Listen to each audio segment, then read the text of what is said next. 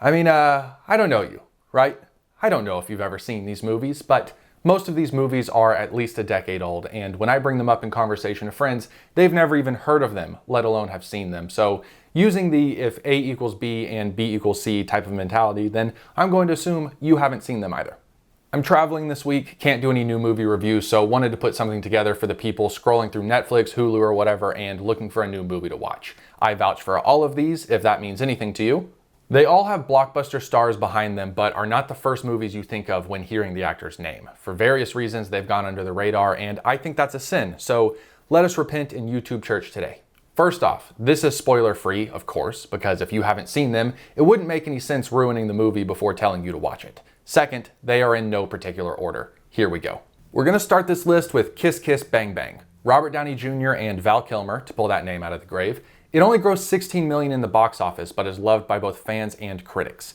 Robert Downey Jr. plays a criminal who stumbles into a Hollywood audition and gets an agent on a fluke deal. And in order to do a background on a role, he shadows a private eye for a couple days, played by Val Kilmer. The writing in this is impeccable. It's hilarious with a great combination of dark humor and quick wit. If you're not paying attention, you'll miss half the jokes. It's the type of movie where you can't be doing something else. So don't have it on while you're doing the laundry or whatever. Sit down old school style, put the phone away, and bask in the embrace of young Robert Downey Jr. being yelled at by a domineering Val Kilmer. Huh? Where is she? Where the fuck is Harmony? Harry. You wanna play hardball? I can do that. Where is the girl? What did you just do? I put in one bullet, didn't I? You put a live round in that gun. Oh, yeah. There was like an 8% chance. Wasn't it 8%? just 8? 8? Yeah. Who taught you Maybe it was math? more. I don't know. Next is Bandits. Little bit bigger of a movie, grossed $67 million at the box office, but still underperformed on a $75 million budget. Bruce Willis, who has hair in this one, and Billy Bob Thornton play bank robbers who sleep over at bank managers' houses and take them and their families as hostages the night before they rob the manager's bank. It has a great plot, but this movie is entirely character-driven. For instance, Billy Bob Thornton isn't like his post-2010 self where it's all drinking, smoking, and being angry. Here, he plays a quirky character who always thinks something is wrong with him medically, and he's afraid of basically everything. The movie takes a turn when Billy Bob Thornton accidentally takes a woman, Kate Blanchett, as hostage, and then he and Bruce Willis compete for her affection, while still juggling the bank robber aspect. It is a gem of a film that doesn't get the credit it deserves.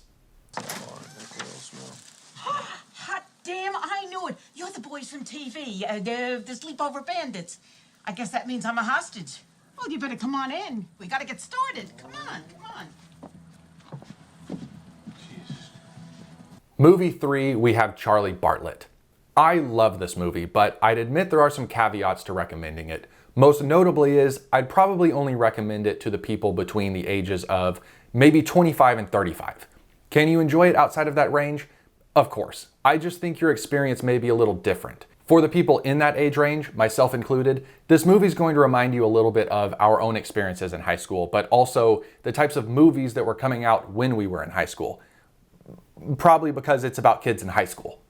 Anton Yelchin, rest in peace, plays Charlie Bartlett, attending a school with the principal of Robert Downey Jr., who makes our list once again.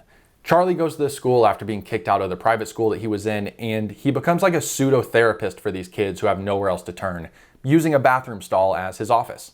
Although it's very funny at times, it also deals with things like depression, anxiety, and the difficulties of finding the tribe that you fit in with. Things that we have all probably dealt with at one point or another in life. Plus, it's 2007, so Degrassi Drake makes an appearance. If you love a good high school movie, this one is definitely worth your time. If you can explain what you're doing, or better yet, why you're doing it, that'd be a good start. Look, I'm helping these kids, okay? Nobody else is listening to them. Oh, I encourage you to listen all you like, but let's face it, you're not a professional.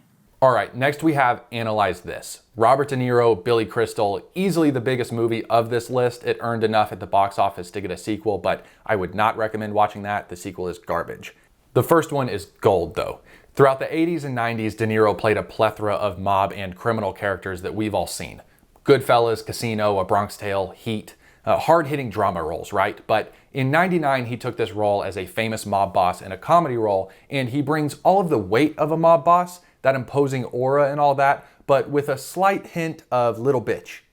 And I don't mean that negatively. I just mean it's what you'd expect of a man who shoved his feelings down for 50 years while killing people. When he starts getting anxiety attacks about the bad things that he's done in his life, he seeks to fix them by seeing a therapist, played by Billy Crystal. It's not an out there concept. It's if, Sopranos was a comedy. They both play their parts so well, and you'll see many familiar faces in it if you watched a lot of 90s mob movies. Listen, mister, I know you're upset about the car, but you can't come in here. This is a patient's private session. You know me? Yes. No, you don't. Okay. You see my picture in the paper? Yes. No, you didn't.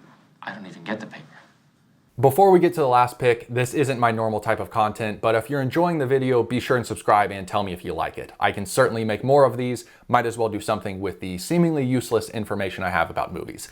And if you hate it, I don't know how to help you. For my last pick, we have the clickbait that was in the thumbnail, Meet Joe Black.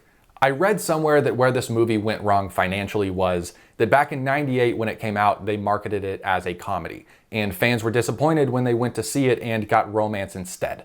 So although it has comedic moments to it, some really great ones actually, the core of this movie is drama and romance, and you should definitely know that going into it.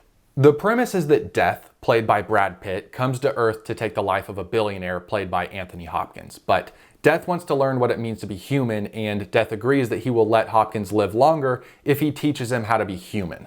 During this, Brad Pitt starts falling in love with the daughter of Hopkins, and the story unfolds from there. Even if you don't love this movie, I promise you it will be worth watching it just to see the scene where Death discovers what peanut butter is. Overall though, it's the type of cheesy that movies were in the 90s. Some scenes hold on a little longer than we're used to in movies nowadays, and the dialogue is definitely romance driven. Again, knowing all of that heading into it, it's fantastic. I've probably watched it 5 times, not even for the romance aspect, but knowing how good of a job it does analyzing life and life choices. So drama first, romance second, comedy third. And it goes without saying, but the acting is phenomenal. I mean, it's Brad Pitt and Anthony Hopkins, for God's sakes. You can't go wrong. The absolute necessity for growth given the future. The truth is, joining John Bonnecue is every bit as certain as death and taxes. Death and taxes? Yes. Death and taxes? Yes. What an odd pairing. It's just a saying, Mr. Black. By whom? Doesn't matter. Then why'd you bring it up? If you've seen any of these movies before, let me know what you think of them. If you go watch them, come back and tell me what you thought of them. Unless, of course, you hated it, in which case, maybe don't come back. But anyways, there's some great TV and movie debuts coming out this summer, a lot of which were delayed due to COVID, and we will finally get to see them. I'll be doing reviews on many of those, like Loki, Space Jam 2, and James Gunn's Suicide Squad, to name a few. So go hit the subscribe button. You don't want to miss those, and I'll see you guys next week. Thanks for watching.